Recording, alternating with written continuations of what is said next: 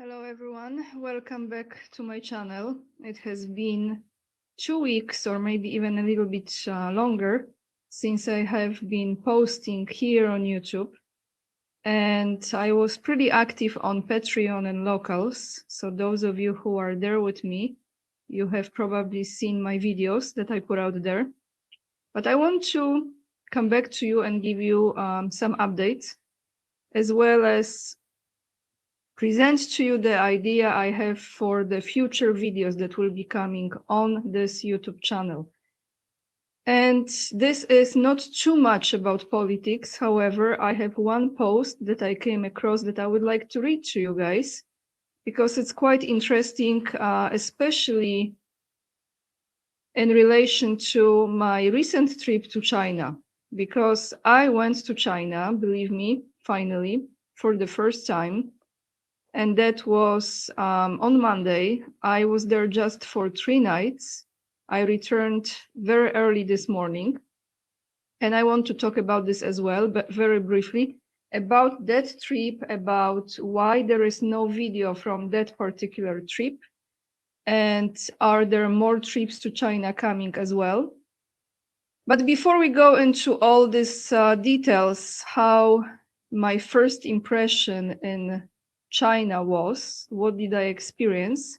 I want to give a quick update because this is important, and I will put the timestamp for you, those of you who just want to hear about the Chinese experience I had. I want to say that everyone who has already purchased my book, number 1, and lives in United States, you have already the book delivered.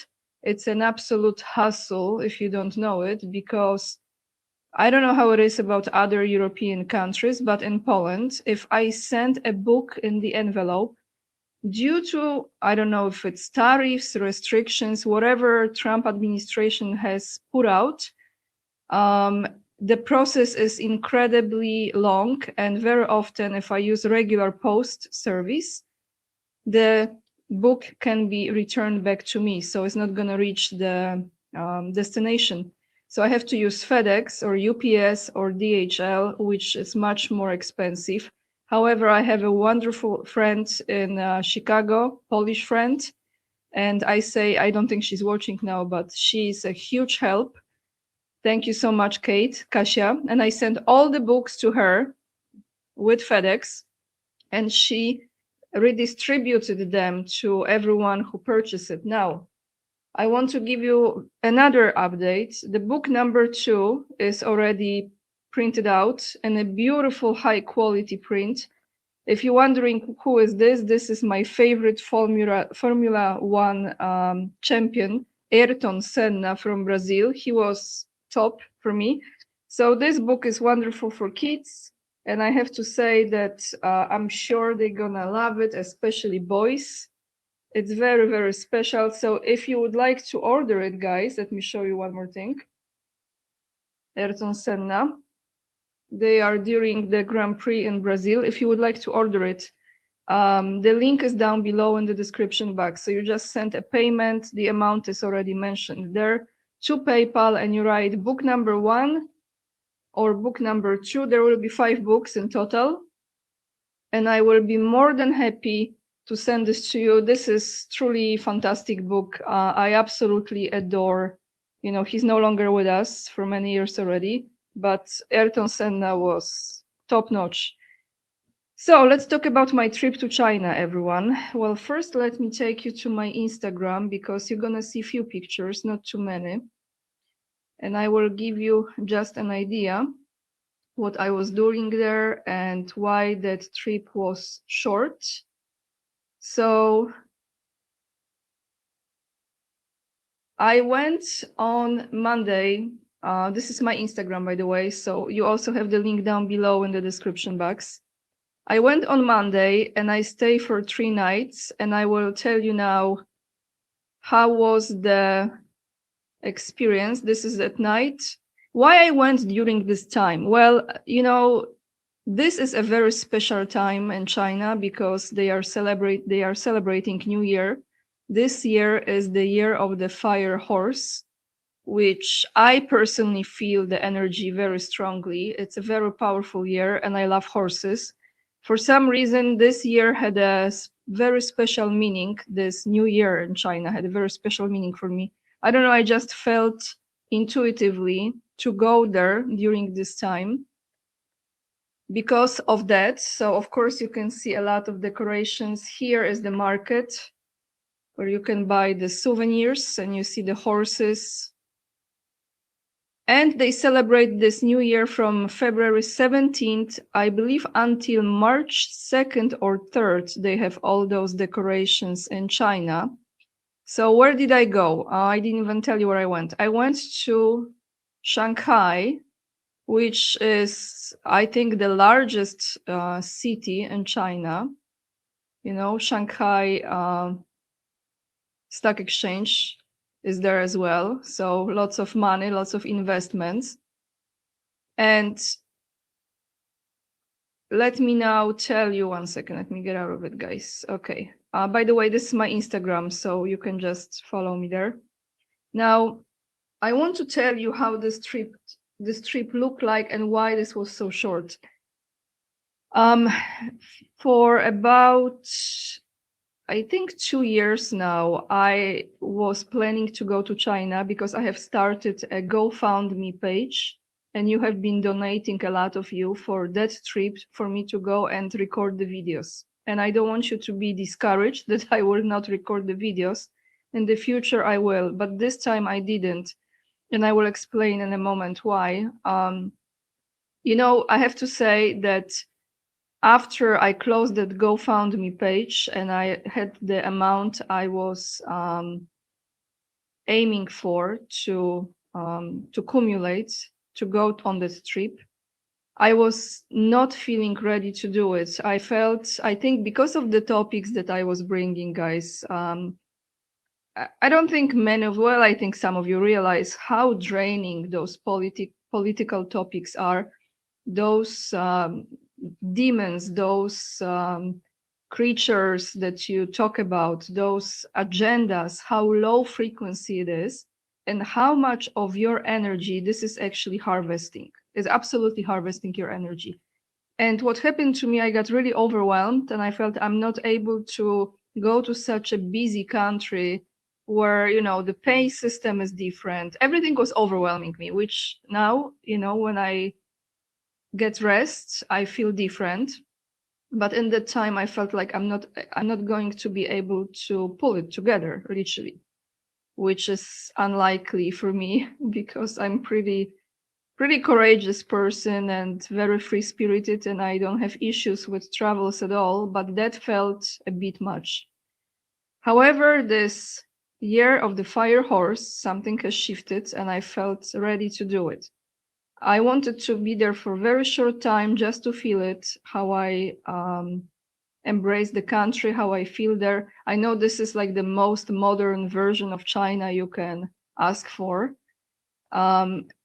When I got there, I tell you how the process looked like. Well, first and foremost, for many countries, you really don't need a tourist visa, particularly for Poland. If you want to spend in China 2 weeks, you don't need to apply for anything. You just take your passport with you and you show up and you go from there. So when you arrive at the airport, before you reach the immigration officers, you have a barcode, big barcode on the stand, and you have to scan it. You have to take a picture of it. And this takes you to the application form, which you have to fill up, meaning the details of your stay, what is the purpose, how long you're staying, where you're staying, etc., and your name and email and phone. And with that, because it's the application, you go to the immigration officer, and then they check you, and they look at you, and they take your picture, etc., etc., and you arrived, and you are in China. My first impressions were very, I mean, it wasn't too emotional as far as, you know, like, do I feel like it's, well, I felt normal. Let's put it this way. I felt normal. Like everything was pretty much like in every other country. And then you go to wherever you're going. And I have to say that for me, the entire experience, what I have felt. My impressions, I say this, that of course it's organized, of course it's safe. I think we know it by now. It's very developed, especially that area. I was very close. I was on the Bund, which is this beautiful walkable area by the river with gorgeous views.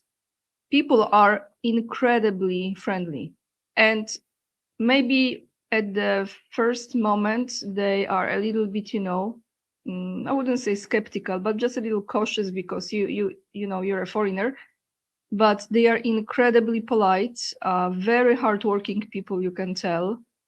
And overall, I had really nice experiences with people. Their English is challenging. Not everyone speaks English, of course, we know that, but they use this application that is for translation. So if you have issue, you just record yourself in whatever language you're using, and then they will translate it and they communicate with you. Of course, in the hospitality, in the hotel industry, they speak English, but still there are some challenges, like reservations, front desk, concierge, that's much better English. But even at the restaurant, sometimes it's hard to understand, or at the spa or places like that. But overall, absolutely amazing. Now, I didn't make any purchases there except very few little gifts. And I have to say that I'm one of those people, maybe because I work in high-end retail for a long time, which you could not really negotiate there, but I'm pretty good at negotiations. So every single transaction, it's almost like part of the experience, part of the so-called game. You don't want to take it away from them. You have to negotiate the price. So whatever price they tell you at first, that's not the price, okay? So I had my price set. I'm pretty good with this. That's my case. So I always reached my price 3 times with little gifts.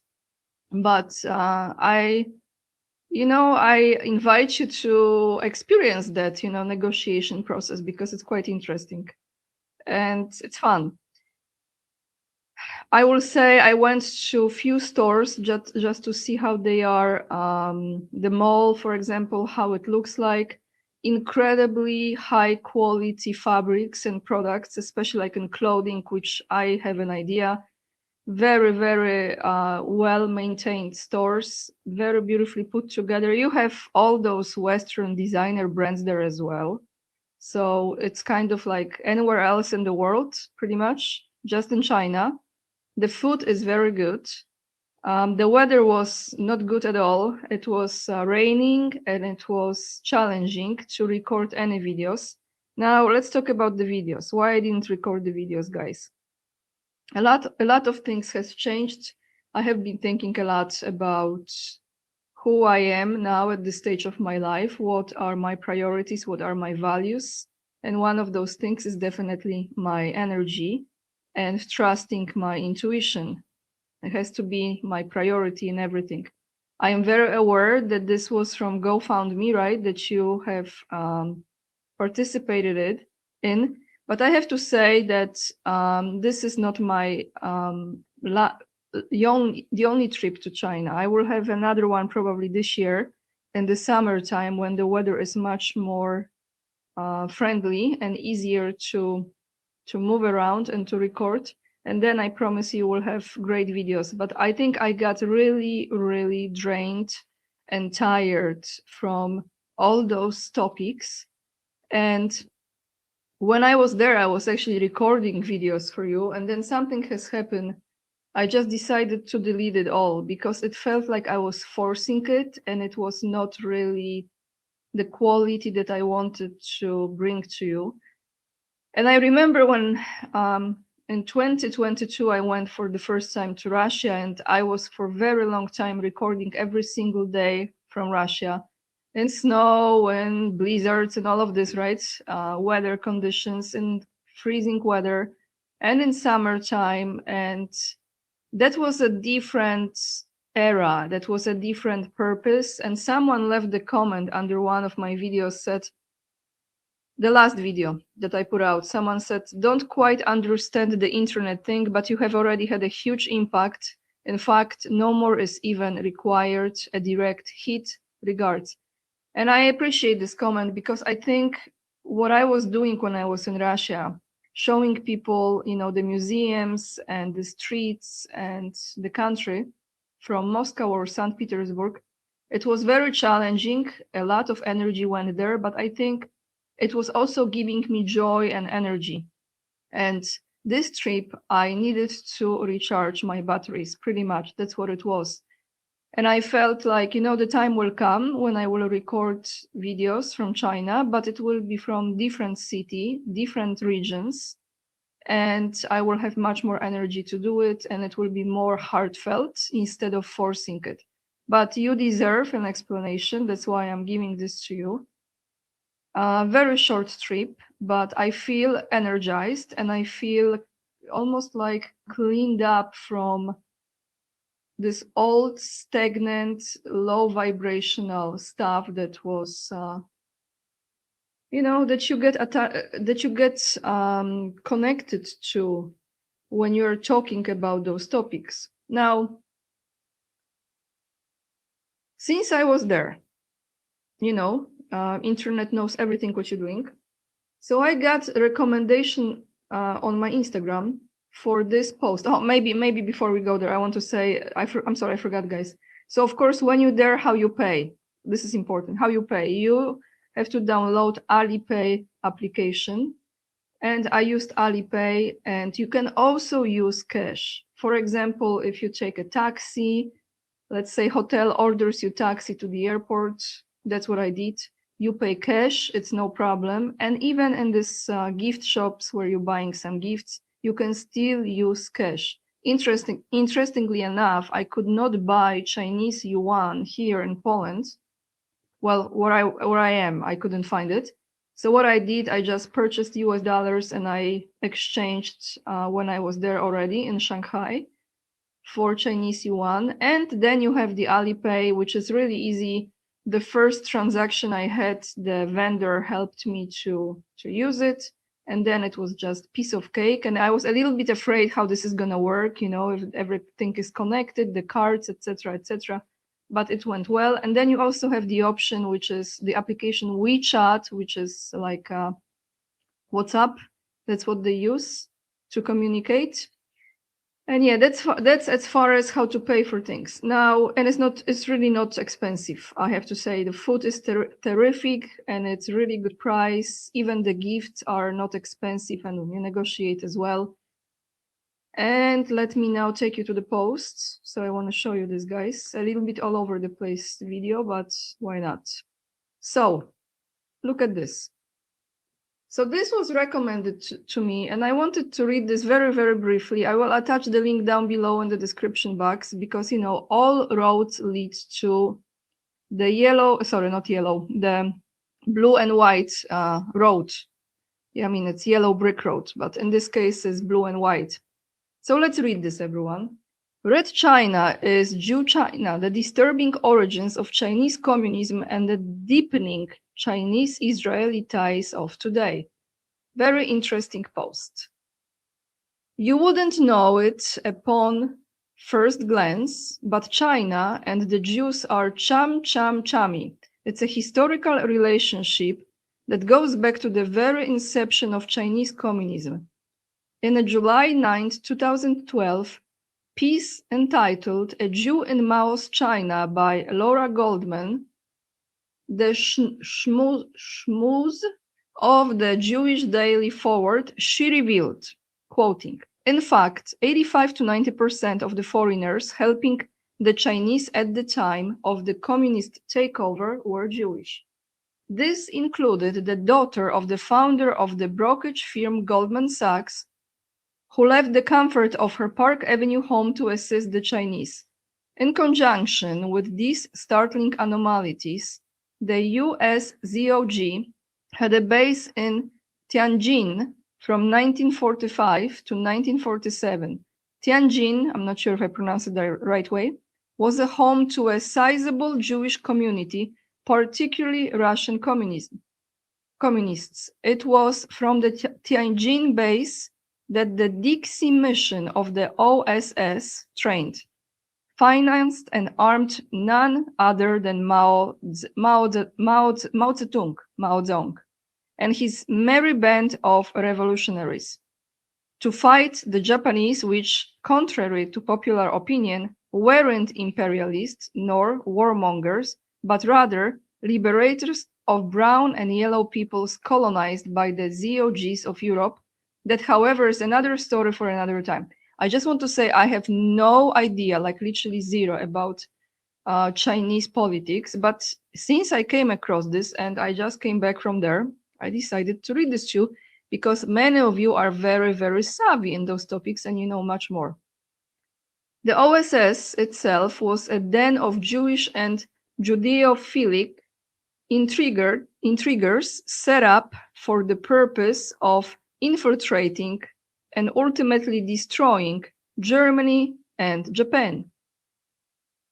So here are some faces, okay? I'm just gonna touch the link so you can read this. There will be more pictures and documents there. Grigory Naumovich Voitinsky, Russian Jew and Bolshevik, founder of Soviet Sinology,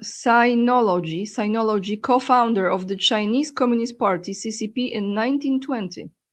Managing Bolshevik propaganda through the Shanghai Chronicle, the godfather of Chinese communism.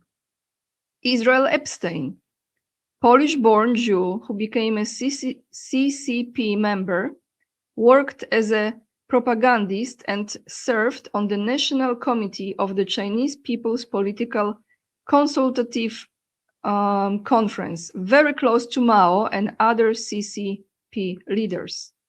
Jürgen Kuczynski, German Jewish economist, covertly supported Chinese communism by facilitating Soviet intelligence networks that aided Mao's revolution in the 1930s.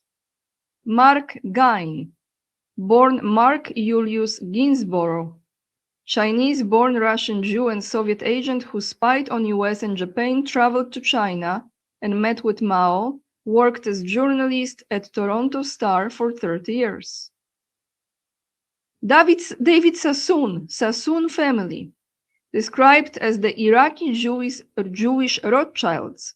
They are largely responsible for devastating opium trade, which crippled parts of the Chinese population in the 19th century, setting a historical background for Jewish-Chinese relations. One moment, sip of water. And of course, Henry Kissinger, Jewish-American diplomat who opened trade doors between the US and China, aiding China's rise as a world power, betrayed American sovereignty and dominance in favor of CCP. Sidney Shapiro, American-born Jewish lawyer, fervent supporter of Chinese communism after marrying a revolutionary actress in 1947, translated Maoist propaganda for the state-run press, publicly defending the CCP through never formally joining. Revi Alley, a Jew from New Zealand, Secret, I don't know what is that, CCP members, like I think secret, yeah? Since the late 1920s, founded Gung Ho movement, introduced guerrilla industry to China, carried out missions for the communist CCP propagandists. Gunther Stein, German Jew and Soviet spy, part of the Sorge spy ring, used his journalism credentials with AP, Manchester Guardian, and Christian Science Monitor to disseminate communist propaganda, wrote Challenge of Red China, celebrating the communist regime. Philip Jacob Jaffe, or Jaffe, Ukrainian Jew, joined the Chinese bureau of the CPUSA. Ji Haoding introduced him to communism and sparkled his interest in China.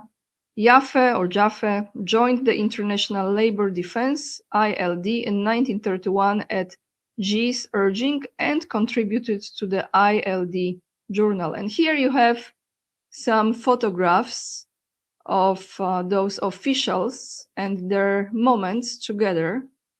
So if you're interested, guys, you can just click on it. So I decided to read this to you because, of course, most of those names, maybe except Henry Kissinger, I have no idea about, and I don't know anything about Chinese politics. But, you know, since they are in everything, it's like octopus, right? Everywhere, like Medusa, everywhere. Sticky fingers, tentacles, or how you say it. So they might be there as well, right? I wouldn't be surprised. Like they are in Russia and many other places. But anyway, guys, as far as the videos here on YouTube, like I said, I will be putting those triggering videos only on Patreon and locals. And then I will be bringing to you some other topics, or kind of going around a little bit over here, which I think you might still appreciate. So I came across a very interesting story. I think tomorrow I might bring a video about it. It's from after World War II, what took place, and the history that is bunch of lies and deception, and we have to relearn absolutely everything what we were taught. Because imagine, there was a quote, I think someone said it, if the news is fake, imagine the history. So that's how this looks like. Thank you so much for watching, guys. If you are still here watching my video, I really appreciate it. And all the links will be attached down below in the description box. If you want to see other videos, go to my Patreon, link is below, or locals, and you can watch it there. And if you're interested in buying the books, 1 and 2, the links are also down below the video. That's it for today. Lots of love. And remember, we are the leading edge and we are saving humanity. And I see you in the next one. Bye, everyone.